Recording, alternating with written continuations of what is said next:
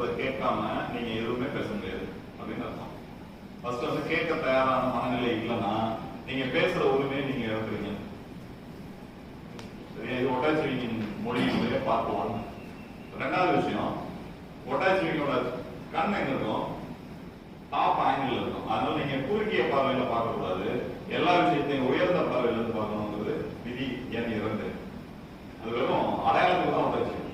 விதி எண் 3 என்ன அப்படின்னா, உயிரினங்கள்ல குறிப்பாக விலங்குகள்ல பெரிய இதயம் உள்ளது வந்து ஒட்டாச்சு. ஹார்ட் ரொம்ப பெருசு பயாலஜி. அதை வந்து என்ன மீன் பண்றாரு அப்படின்னா, அன்பு இருக்கணும். நீங்க எந்த மனிதர் கூட பேசுறீங்களோ அன்பு அன்லிமிட்டடா இருந்தா நீங்க பேசுறது ரீச் ஆகும்.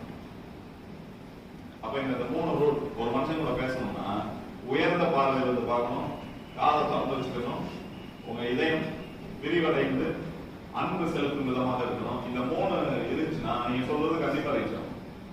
நீங்க சொல்றது ரீச் ஆகலன்னா இது 3ல கோளாறு இருக்குன்னு அர்த்தம் அப்படின்னு அந்த சைக்காலஜி விதி சொல்லுது. நான் சும்மா அந்த பேரை சொன்னாங்கன்னா அதை எக்ஸ்பிளைன் பண்றேன். சரி, அப்போ ஒட்டாச்சிவிங்கின் மொழினா என்ன? அந்த தியரியை வந்து நம்மளால காசு சொல்லி ஓபன் பண்ண முடியுமா? புரியாது. இன்னைக்கு எனக்கு ஒட்டாச்சிவிங்கின் மொழினா இது 2 தோணுது.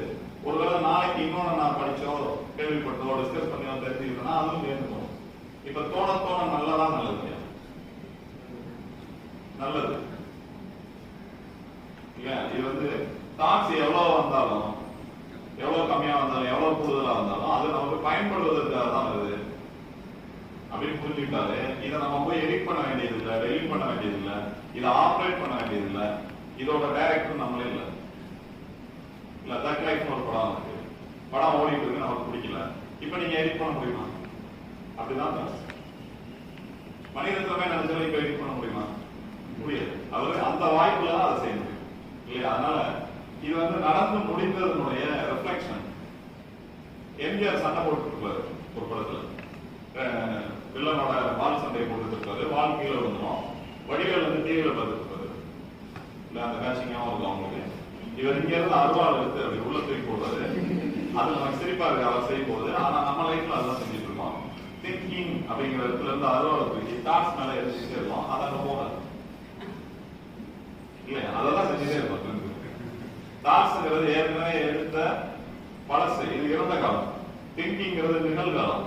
நீங்க இறந்த கால அனுபவத்தை எடுத்துக்கிட்டு நிகழ்காலத்தை கனெக்ட் பண்ணி எதிர்காலத்தை நோக்கி போறதுக்கு பதிலா நீங்க கேமரா வந்து எதை எடுக்கணுமோ அதான் இருக்கணும். நீங்க இங்க எடுக்கிறதுக்கு பதிலா அதை அந்த பக்கம் திருப்பி வச்சோம்னா தாட்ஸ் திங்கிங் திரும்பி இருக்க வேண்டிய திசை எதுனா இந்த பக்கம் வெளியே எக்ஸ்டர்னல். அதுக்கு பதிலா இது திரும்பி இந்த தாட் எங்க இருந்துச்சு